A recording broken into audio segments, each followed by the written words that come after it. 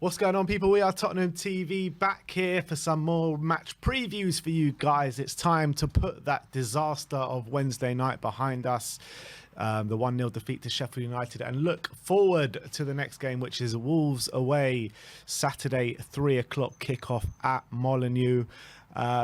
Wolves gone through a manager change this year. I mean, things really haven't looked totally right for Wolves since maybe the latter stages of the Nuno era there.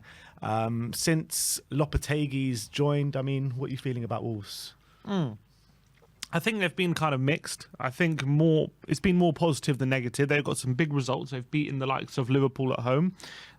They've been in every game pretty much that they've played, apart from maybe losing to Man City away. They've had fairly decent results, and there's definitely been an upturn, but their problems don't seem to be completely gone. And I think they still have very similar problems they did under Nuno and under Bruno Lage, where they look good on the counter and stuff. They're quite a defensively solid team, but they do struggle to score goals, and they do struggle to have that quality up front. They have tried to fix the issue by bringing the likes of Matías Cunha from Atletico Madrid, the likes of Pablo Sarabia from Sevilla, I think, and they've improved slightly, but it hasn't quite been the answer. They still, if you look at their forward line, they still, I think, lack that cutting edge, and I don't think they're that great at creating chances. But what they are very good is they're quite good on the counter-attack, and what they do have, in my opinion, is probably one of the best centre midfield partnerships in the league in Moutinho, Neves and Matheus Nunes. That's a top 6 central midfield, in my opinion. So that is going to be the big worry for me, trying to keep those midfielders quiet and stop them dominating the game. But I feel like with Wolves, it's very similar from previous managers in the terms of when they're the team on the counter. Well, if you come at Wolves and you allow them to counter attack, that's when they're at their most dangerous. When you allow them space going the other way. But if you kind of frustrate them and turn their game into a bit of a slog, I think they do struggle to create the chances, and then if you can pick your moments, I think you can deal with them going forward if you let them take the initiative in a way. So, having said that, you're feeling that maybe the way that Spurs set up and Spurs play, it might play into our hands a little bit more on the weekend than maybe Wolves' hands. Yeah, I think the way we would approach the game kind of suits this kind of game. If we kind of invite them onto us, and then we can spring on them and frustrate them. I think that's probably a better way to go than a team like, say, Liverpool, when they went to Molineux. They kind of went obviously gung ho for all guns blazing, and they got unstuck. They missed a few big chances, and then Wolves were able to absolutely kill them on the counter attack. So I think we probably do play in a way which would suit competing against a team like Wolves, but you just got to make sure that you don't make any mistakes. If you give them the lead and things like that, then also obviously you're going to be stuck. And you have to make sure that when we are on the counter, we are getting players forward, and we're making sure that we're providing overloads in the wide areas, because they're a lot more narrow than they used to be. Wolves were under Lopetegui. They like to play a back 4 now. Not they switch from a back 3 to a back 4, which they've been playing for years. So you can get at them on the overloads in the wide areas, but you have to make sure you're getting those players forward. But also you have to make sure you're frustrating Wolves when they're on the ball. And because I really think that they struggle to have that cutting edge. When you're looking at the form that Wolves are coming into this game in, not the greatest amount of form. I think it's only 2 wins in their last 5 games, but that win coming against Liverpool and against Southampton. But they have lost in the last 2 games. They've lost to Bournemouth at home. They've drawn with Fulham. They've lost to Liverpool away in their most recent game. And when you're looking at their home form, it's very like... do you remember when we had, I think it was under Conte, and we were just like good consecutive win-loss. That's what they're going through at home at the moment, where they lost the last home game against Bournemouth, then beat Liverpool, then lost to Liverpool in the Cup, then beat West Ham, lost to Man U, beat Gillingham in the Cup, then lost to Arsenal, beat Leeds at home, then lost to Brighton. I mean, it's like win-loss. If we're going by that rule, they're due a win this weekend, which ain't the greatest thing. But Why are they so inconsistent? Is it just because of their frailties going forward, do you reckon? Because it is a common theme and a consistent theme they've had for many years now.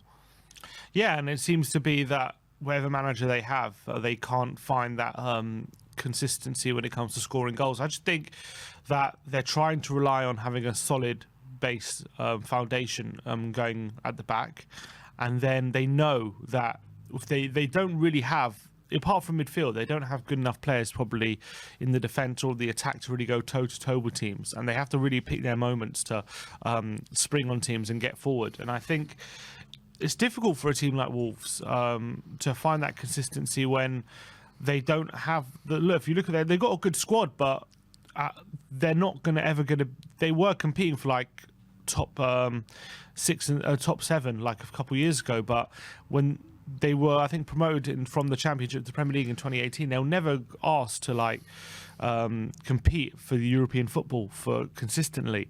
So whenever, usually they have good players, and they a lot of the time they get bought and stuff like that. I think it's tough for a team like Wolves to consistently compete. And I think the season was going really badly at the beginning. Lopetegui has kind of steadied the ship a bit because Large was losing many games. I think they were bottom of the league for a good time under Bruno Large before Lopetegui. Threat of the drop, by the of way. course, but they're out of the relegation zone now. He's steadied the ship a bit. And the results have turned slightly, but as you say, no win the last 3. They've won 2 of the last 5. So maybe they're reverting a bit, and I think a lot of the times, obviously, you have that new manager bounce, and then it starts to revert back to type, and maybe that's happening for Wolves right now. But doesn't mean it's going to be an easy game, where it's going to be very tough going away at a team who are very defensively solid. And we saw, to be honest, our away form, our last 3 away games, Leicester, AC Milan, Sheffield United, 3 teams who are defensively. Sorry, not Leicester, but Leicester was different. They kind of attacked us and blasted out the water. But AC Milan and Sheffield United, 2 teams who offensively didn't offer much, but all they did was made sure they frustrated us, and then when they got a moment to go forward, they punished us. So Wolves, I reckon, will be looking at that as a blueprint. Yeah. Has it coincided, maybe, this problem that Wolves have with Raul Jimenez getting that massive injury and being out the frame? They've tried so many things and so many different players to try and work a way around that. I mean, that Sasa Kalicic, whatever, how do you ever pronounce his name? He came in, got a massive injury straight from the off.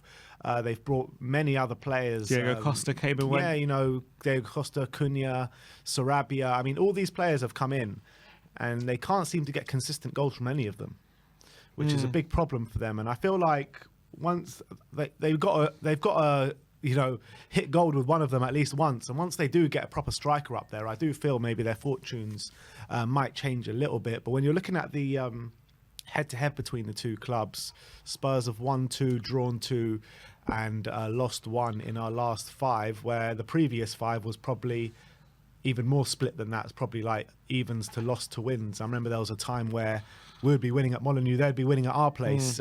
Things have changed a bit since then, since his Wolves' dip. But do you read anything into the form between the 2 clubs? Well, we haven't played Lopetegui yet, so it's impossible to say. I don't think you can read too much into it. I don't think our last game was a draw, was it? 2-2? We beat them beginning of the season 1-0. It was 2-2 because it was on penalties. We beat them on penalties in the cup. No, but we beat them early in the season.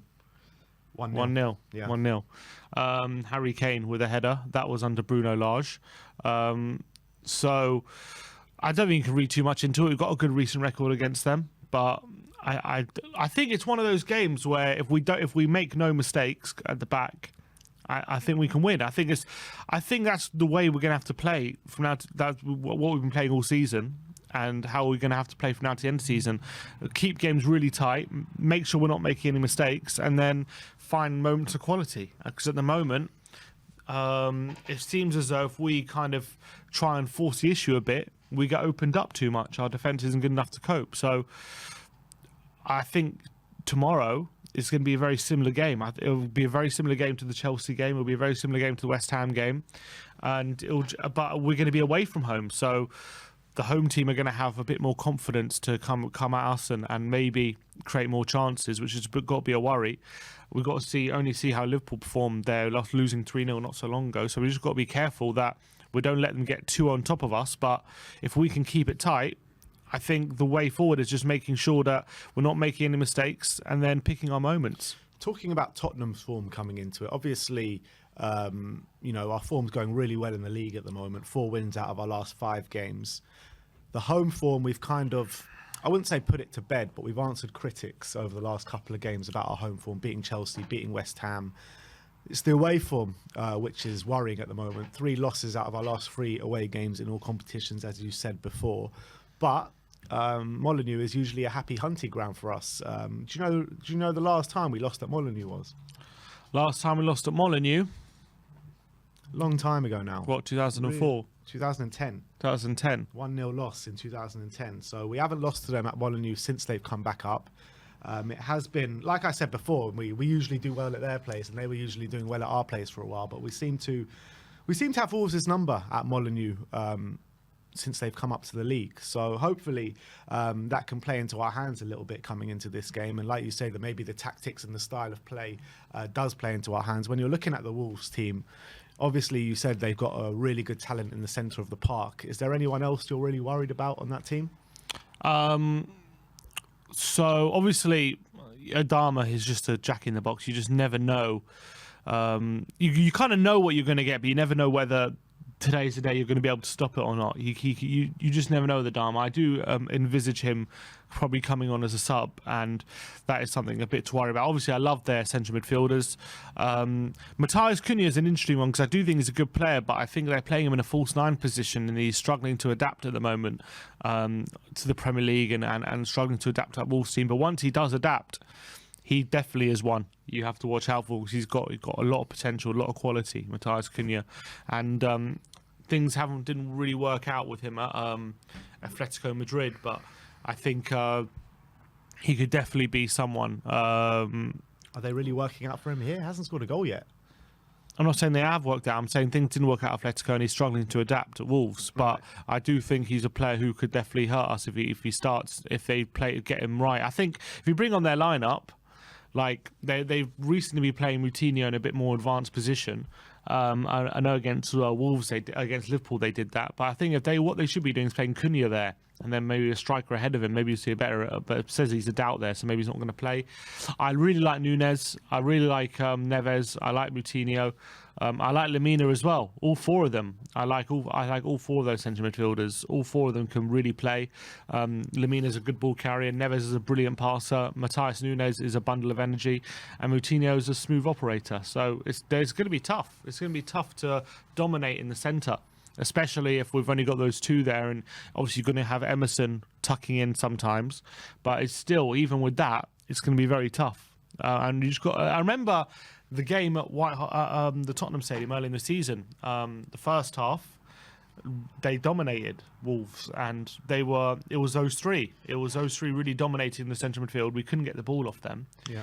And then second half, we upped our energy levels, and we ended up getting a goal from a corner, and we ended up getting the victory. But it's all about riding the storm, and it's going to be even tougher to do that away at Molineux because the home crowd behind them, they'll be confident they can, having beaten Liverpool not so long ago. I know they lost to Bournemouth as well, but having beaten Liverpool, they'll be confident that they'll stick to that game plan and it'll work for them. And that's what I'm worried about, because we just got to make sure they don't have that confidence. Yeah, when you're going to Molineux, well, not even Molineux, when you're playing Wolves, you just know what you're going to get. You're in for a bit of a dogfight. They've got fighters in that team, and our team need to be up for the fight, because they definitely weren't up for the fight at Bramall Lane on Wednesday night. And with Coutinho, Romero and Emerson back in the frame, that gives you a lot more confidence, doesn't it, to be up for that fight? Yeah, you'd hope so. I think every away game, the away games are so tough in this Premier League. It's so tough to get consistency. You saw Man City not long ago. They went 6 games, I think, without a win away from home. Away games, you have to be up for the fight. And it's no surprise that recently, you look at all our recent away wins, like 1-0 away at Fulham. I know we beat Palace 4-0. That was maybe one of the easier ones. But it's going to be more like the Fulham away game. It's like you have to make sure that I guess what I'm saying is it's not going to be pretty. We're not going to go to Wolves and play them off the park. Say that again. We're not going to go and play them off the park. I really think it's going to be another slog. It's going to be another difficult watch. But I think it has to be that, because if the game is too open, I think in a way that could benefit Wolves a lot. because they want the game to be like, they want us to come at them and then stretch the game. That's what they want. That's exactly what they did against Liverpool. Liverpool threw all the risk and then they absolutely destroyed them on the counter attack. And so Spurs have just got to be wary of that. What Bournemouth did was very different. They just invited Wolves onto them. They clogged up the central areas, made sure they weren't finding it easy to break through the lines. And then when they went forward, they just found a couple of moments of quality to break the deadlock. And then they shut up shop. And I think that is kind of the game plan if you're going to play this Wolves side under Lopetegui, who are a very clever side. They know they know what they're doing. They're a smart team. So you just got to be wary of them and what they can bring. And in terms of maybe who Spurs might put on the pitch on Saturday, surely it has to be an unchanged lineup from that Chelsea and West Ham game. Keep that winning formula. And if you go with the same kind of game plan that we had against Chelsea and we have against West Ham, that should play into our hands again. Yeah, I think that's what we'll do. I think Emerson and Davis will go back to wing back. I think we'll have that back three again. I think it will be unchanged, and I think hopefully that will work. But what the big difference is in those displays that we played recently is that we're not making mistakes. We're not making stupid errors, and we've got to make sure that we're doing that again. But it's different when you're at home. I'm not saying it's easier, but when you're at home, you've got the home crowd behind you. You feel that confidence. When you're away from home, it's just a bit different. The feeling's a bit different. It's why it's a lot harder to get results away from home. So I'm just hoping that the back line that we have can stay strong. Hopefully Romero can be... I think they need to follow Romero's lead away in a bit, because I feel like without him having that proactive defensive nature about him, we just become too passive and we become too reactive in the back. And it feels as though like when Romero's in the team and he gets stuck in, the other players follow his lead a bit. And so that's going to be very important, having him back in the team. And I think the defenders doing that. But we just got to make sure that we're not making stupid mistakes when we have Neves, Moutinho and Nunes coming at us. We just got to make sure that if they're playing really clever through balls and they're looking for passes in behind, that we're not making mistakes that we have done in games of similar nature, which we have done. And we have to put to bed, it's our first Premier League away game since Leicester as well. We have to put that game to bed for sure, and we have to put our away form to bed, because it's not good enough right now how we're performing away from home. As much as at home we seem to be turning it around, it does. If you can't do the same thing away from home, that does tell me about a lack of mentality and mental strength, and that does worry me. Fact of the matter is, in our last 3 Premier League away games, we've conceded 9 goals. That's nowhere near good enough. Nope. 4 against Leicester, 4 against City, and 0. Yes. Oh, 8 goals. 0 against Fulham, 8 goals. So, I mean, that's nowhere near good enough. We can't be conceding 4 goals every other away game. It's absolutely disgraceful. So would you a clean sheet now? Is that what you're saying? Yeah, I bloody well hope so. But when you're looking at the teams that we faced, maybe a similar level to Wolves away from home since the turn of the year, Crystal Palace and Fulham, we've done the job, haven't we? Yeah, we've done the job. Apart from Leicester, obviously. But when you're looking at the ones to watch that we've picked out for Wolves, we've got Ruben Neves and Sarabia, their January signing from PSG. Sarabia got his first goal. I haven't seen much of him play. Have you been impressed at all? I like Sarabia as a player. He's obviously a Spanish international. I think he scored a goal at the World Cup. He's a tricky left winger. He's one of those players who technically really good. Physically, he can be bullied a bit, and I do think he's probably more suited to like Spanish football than he is to like the English game. But what he is good is he's a very good finisher. He's really good at shooting, cutting inside on his left foot, and getting shots on goal. He can be stifled, but if you allow him to get shooting opportunities, he can always hurt you, and he can get goals because he's a very good technical finisher. He's not one I'm overly concerned about from a defense. I'm not concerned he's going to like destroy our players in one-on-one situations, but I am more concerned that if we do switch off, he's got the ability to pick a moment and punish you. I thought he's been all right for Wolves, to be fair. I actually think he's been quite good for them since he's come in. I don't think he's been stellar, but I do think he's added a bit compared to what they had before. And I think that he's a good player. He is a good player. I don't think he's an incredible player, but he's good. He's a good, solid, European footballer. So you just got to be wary of him. You just got to make sure. I think putting Davis in there is probably the right choice. Just making sure that we're not conceding any stupid goals. We're not giving them anything easy. If they are going to score, it's going to be a difficult goal. It's going to have to be difficult. And I think that's the way to go. And stopping Sarabia will go a long way to that, I think. Yeah, so on that side as well, I know I said maybe we should go unchanged, but there's still a big question mark over who plays on that left-hand side at number 10, whether it be Richarlison, Heung-min Son, even Danjuma should be in the conversation at the moment. I mean, look, Richarlison, as much as we've been kind of laying into him for not scoring, assisting, contributing, he is contributing in terms of the last 2 home games with his aggression, tiring out the opposition. Sonny, he's done fairly well off the bench, but when starting hasn't been doing well. So is it just persisting with Richarlison at the moment? Yeah, either you give Danjuma potentially a run out, or I think you stick with Richarlison, in my opinion. I don't think Son already started in midweek and played 90 minutes. So if there's any fatigue issues, then there's no point risking him from the start against Wolves, in my opinion. And then again as well, you can bring him on from the bench.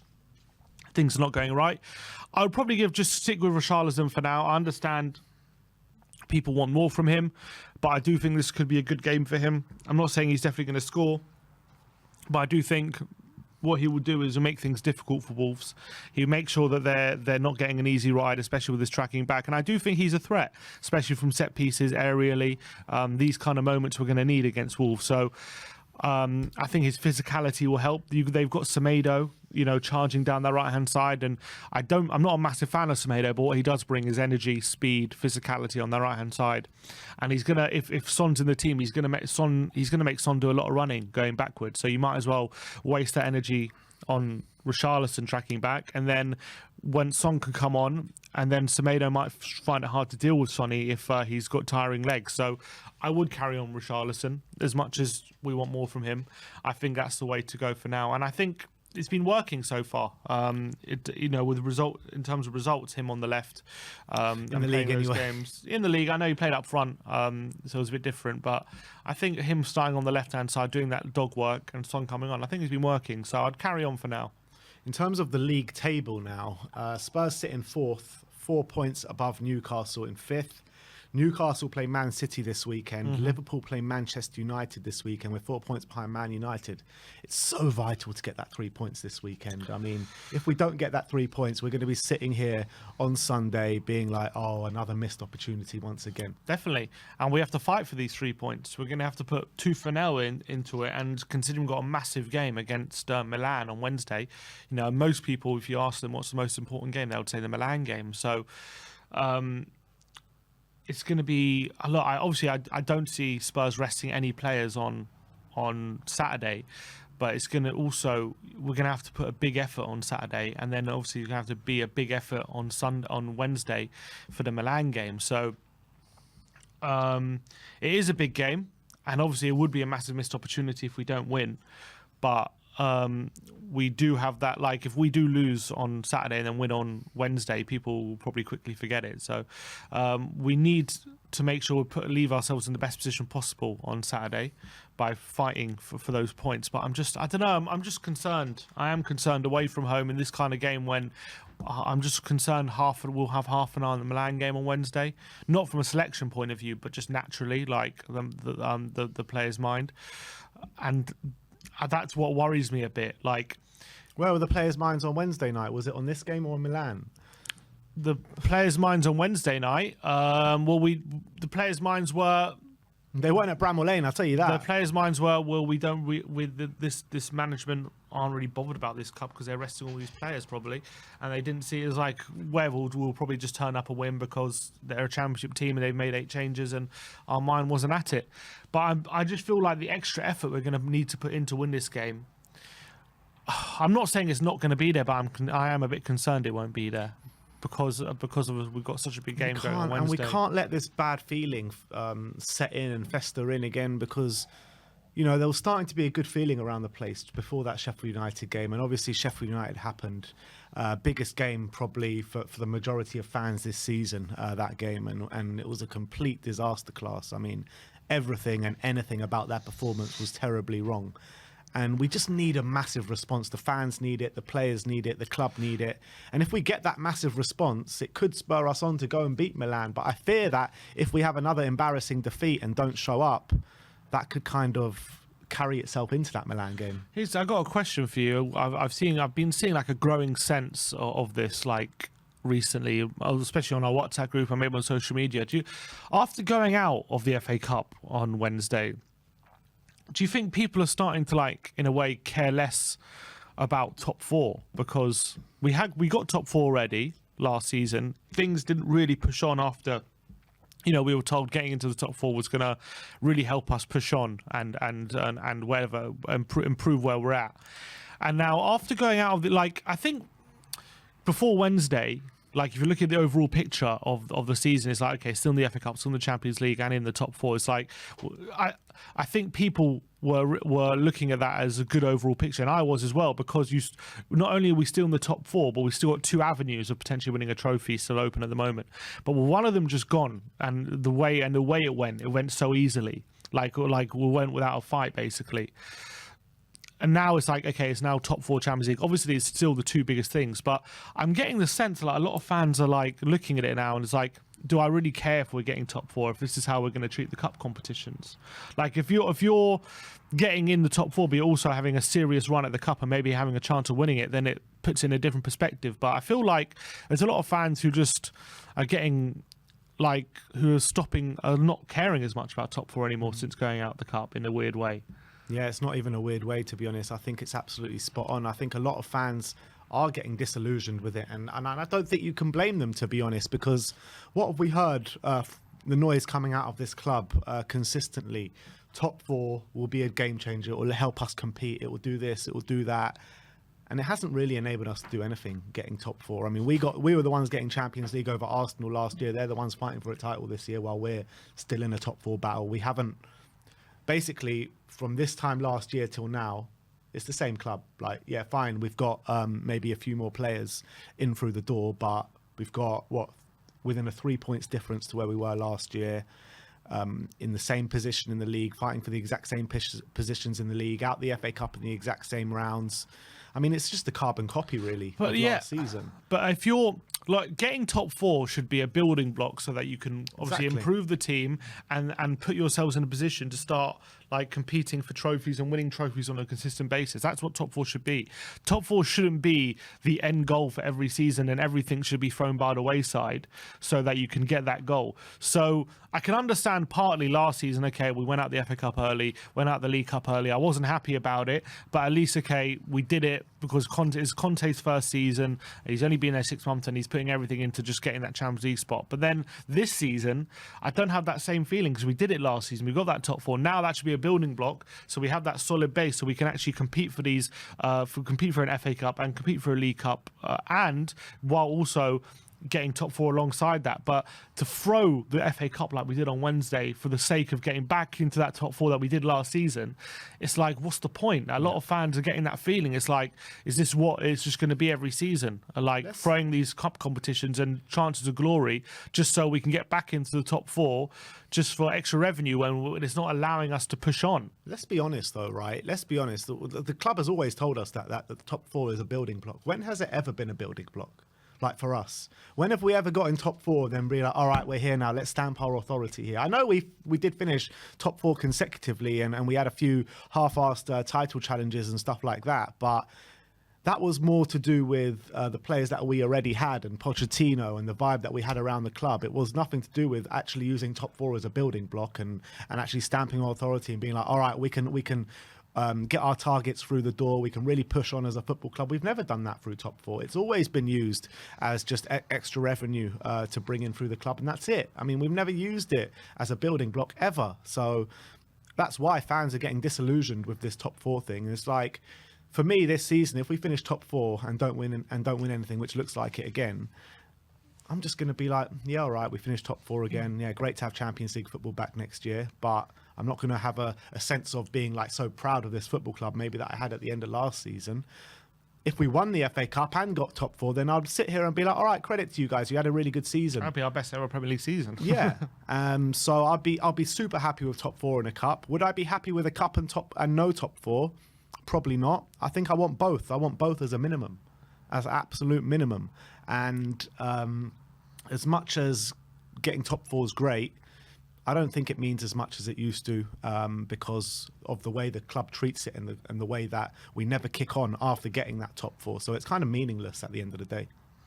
Yeah, I mean, a lot depends, obviously, what happens in the Champions League. We're obviously 1-0 down to Milan at the moment, and we have to obviously turn it around next leg and try and keep ourselves in that competition. But if we do go out to Milan on Wednesday, and even if we win on Saturday, if we do go out to Milan on Wednesday, I think you're going to see a lot of disillusionment from now to the end of the season, because we're fighting to basically match what we did last season. That will be the aim, and that would be quite disappointing, considering we were just like in two cups a few couple days ago, and then we could be out of them within a week, and that would be the most disappointing thing.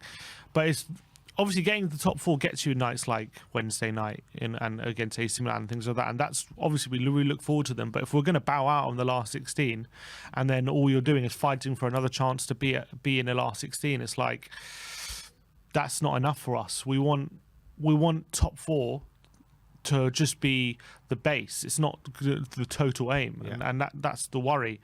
And I do understand a lot of fans getting a bit disillusioned when they're just looking for top four. I honestly think if we go out on Wednesday, I do see a lot of fans checking out a bit from now to the end of the season, and that's what I'm worried about. I think a lot of fans have checked out already, to be honest. think whilst we're still in the Champions League, they're still a little bit. Yeah, but even though like a lot of fans, even the fans that are feeling like that, no one believes that we can go far in the Champions League. You don't have to believe it, but you're still still in it. You're still in it, exactly. And as long as you're in it, that gives you hope. And you're going to be super interested in that on Wednesday night. It's going to be a massive game. You're going to be glued to the screen. But I feel like if we do go out and like all of a sudden it's just from now to the season, try and get into that top four, I don't see that same level of energy you're going to see on Wednesday night in the remaining games. And that's what I'm worried about. I agree.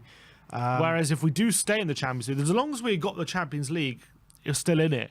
I feel like there will be proper engagement even in the league games, because I feel like that because you combine to the season where you're chasing top four and you're still within a chance of getting that trophy. But once that trophy chance is gone completely, then I worry what the season will turn into a bit. I also feel like the players might I don't know. I just worry. I do worry a bit. Who's a better set of players? That year we got to the Champions League final, or this set of players now? Must be that year.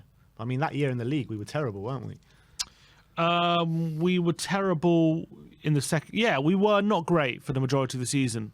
To be honest, to be honest, that season is very similar in a way to this season. Apart from like the history of 5 years of Pochettino. If you just take that season and this season in isolation, it's a team that's pretty much been scraping results all season, just about getting over the line in a lot of results, and somehow find themselves in the top four, even though you could argue their play maybe hasn't deserved it. They've gone out the domestic cups fairly early, and we scraped into the group stages, past the group stages in both times, and no one gives us a hope of actually going all the way in the Champions League in either season. So you never know. You never know what can happen. The Champions League, we got to the Champions League final, Winks and Sissoko as our central midfield partnership. You just never know. And Kane was also injured pretty much the whole knockout stages. He was injured. Wasn't one of Jan and Toby injured for a long stretch of it as well? I think Toby might have been out for a lot of it. Or maybe was it Jan? Because I know Jan played at Dortmund, played that left back performance, didn't he? Maybe he was Jan out? I can't remember. I know Sissoko as well was out for a couple of knockouts because Wanyama had to play, and then Son also was out for one of the Ajax legs. So we had a lot of. We had to put Danny Rose at centre mid at some point. We had a lot of circumstances during that journey, and we somehow got through. So you never know what's possible in the Champions League. Especially, we still have a lot of players from that run and who know how to do it, I guess. But I think once that opportunity leaves us, and once we're out the Champions League, I do see a lot of disinterest seeping in. That's what I'm just worried about. That. Well, let's hope we can get that 3 points this weekend and qualify into the quarterfinals of the Champions League next week. But what is your score prediction before we go on to the guests? going to try and be positive. I do think we're going to go unchanged. I think we're going to scrape it. I'm just hoping that we can. I'm hoping Wolves can be a bit profligate like they've been in recent weeks, and they'll miss the chances that they do have, and then hopefully we can punish them with a few quality chances of our own, maybe from a set piece or something. So I'm gonna go 2-0. 2-0.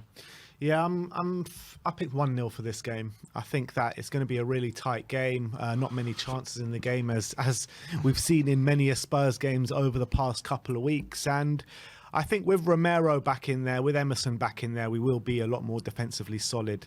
And I'm hoping that can play into our hands. And I don't think we're going to go for Wolves as well, like you say. So that should hopefully play into our hands as well. So I'm going to go for Spurs to win by the odd goal, 1-0 to Spurs, and Harry Kane will score it. So that is our score predictions. That's our match preview. Let me know in the comments section below what your score prediction is